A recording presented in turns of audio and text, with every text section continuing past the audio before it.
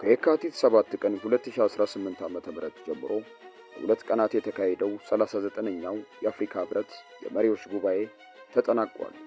ጉባኤው የተካሄደው በሱዳንና በኮንጎ ዲሞክራቲክ ሪፐብሊክ እንዲሁም በሌሎች አካባቢዎች የሚካሄዱ ግጭቶች ዘላቂ መፍትሄ ሳያገኙ በቀጠሉበት ወቅት ነው። በተለይ ለእነዚህ የጸጥታ ችግሮች እልባት ማስገኘት የተሳናቸውን የህብረቱን የሰላምና ጸጥታ እንዲሁም የአስተዳደር መዋቅሮችን ለማሻሻል በቀረበው ምክረ ሐሳብ ላይ ህብረቱ የአፈጻጸም አቅጣጫ እንደሚያስቀምጥም በእንግሊዝኛ ምህጻሩ ISS በመባል የሚታወቀው የጸጥታ ጥናት ተቋም ተመራማሪ የሆኑት ሙሳ ሶማሆር ተናግረዋል። ሰላም የዱካ ኒውስ ቤተሰቦች፣ የከበረው ሰላምታችን በያላችሁበት ይድረሳችሁ። ዛሬ ለትንታኔ ወደ መረጥነው ጉዳይ ከማለፋችን በፊት ቻናላችንን ላይክ እና ሰብስክራይብ እያደረጋችሁ አብራችሁን እንድትቆዩ በአክብሮት ጋበዝን።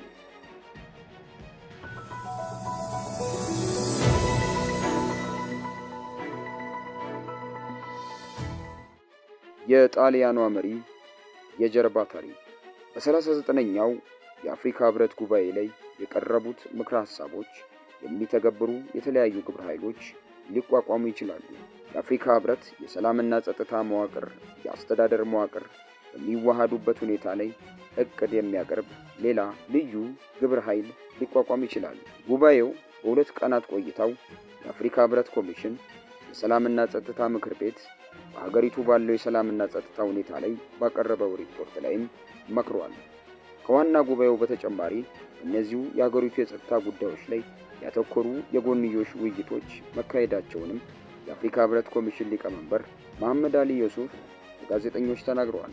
ከዚህ ጉባኤ ጎን ለጎን የተካሄደው የአፍሪካ ጣሊያን ምክክር አዲስ አበባ የነበሩት የጣሊያኗ የመጀመሪያዋ ሴት ጠቅላይ ሚኒስትር ጆርጂያ ሜሎኒ በፖለቲካው መድረክ የብረት ግድግዳ እየተባሉ ቢጠሩም የግል ህይወታቸው ግን እንደ ማንኛውም ሰው በደስታና በፈተናዎች የተሞላ ነው።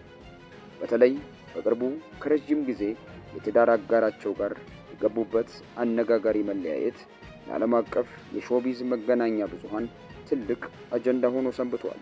ጆርጂያ ሜሎኒ ከጋዜጠኛ አንድሪያ ጃምቡሩኖ ጋር ለ10 ዓመታት ያህል አብረው ኖረዋል። ምንም እንኳን ሜሎኒ የቤተሰብ እሴቶች ተከራካሪና ወግ አጥባቂ ፖለቲከኛ ቢሆኑም እሳቸውና ጃምቡሩኖ ሃይማኖታዊ ስርዓት ሳይጋቡ ወይም ደግሞ ሳይቆርቡ አብረው መኖራቸውና የልጃቸው ጂኔቭራ ወላጆች መሆናቸው በጣሊያን ሚዲያዎች ዘንድ ዘወትር የሚነሳ ጉዳይ ነበር። አንድሪያ ጃምቡሩኖ በጣሊያን የሚዲያ ኢንዱስትሪ ውስጥ ስም ያለው ጋዜጠኛ ቢሆንም ከሜሎኒ የስልጣን እድገት ጋር ተያይዞ ግን የግል ህይወታቸው ይበልጥ በብርጭቆ ቤት ውስጥ ያለ እንዲሆን አድርጎታል። እንደ ኢሮፓውያኑ አቆጣጠር በጥቅምት 2023 የሜሎኒና የጃምቡሩኖ የፍቅር ታሪክ ባልተጠበቀ መልኩ ማክተሙ ተሰማ። መለያየቱ የመጣው ጃምቡሩኖ ስትሪሺያ ላኖቴዚያ በተሰኘ የቴሌቪዥን ፕሮግራም ላይ ከሥራ ባልደረቦቹ ጋር የጾታ ስሜት ቀስቃሽና አላስፈላጊ ንግግሮችን ሲያደርግ የሚያሳዩ የተቀረጹ ድምጾች ይፋ መደረጋቸውን ተከትሎ ነው። ሜሎኒ ይህ መረጃ በወጣ በማግስቱ አንዳችም ማመንታት ሳይታይባቸው በፌስቡክ ገጻቸው ላይ ከአንድሪያ ጃምቡሩኖ ጋር የነበረኝ የ10 ዓመት ግንኙነት እዚህ ላይ አብቅቷል በማለት የግል ኑሯቸውን ለህዝብ ይፋ አደረጉ። ከመለያየቱ በኋላ ሜሎኒ ለልጃቸው ጄኔቭራ ያላቸውን ጥበቃና ፍቅር ይበልጥ አጠናክረዋል። ጠቅላይ ሚኒስትሯ የግል ህይወታቸው ለስራቸው መሰናክል እንዳይሆን ባሳዩት ብርታት የብዙዎች አድናቆትን አትርፈዋል። በቅርቡ በተለያዩ ዝግጅቶች ላይ ሲታዩ በራስ የመተማመን ስሜታቸው የላቀና ሙሉ ትኩረታቸው በሀገር መሪነት ስራቸው ላይ ያደረጉ ይመስላል። በሾቢዝ ዜናዎች መሰረት ጆርጅ ሜሎኒ አሁን ላይ ሲንግል ሲሆኑ ምንም አይነት አዲስ የፍቅር ግንኙነት ውስጥ አለመግባታቸው የሚጠቁም መረጃ የለም።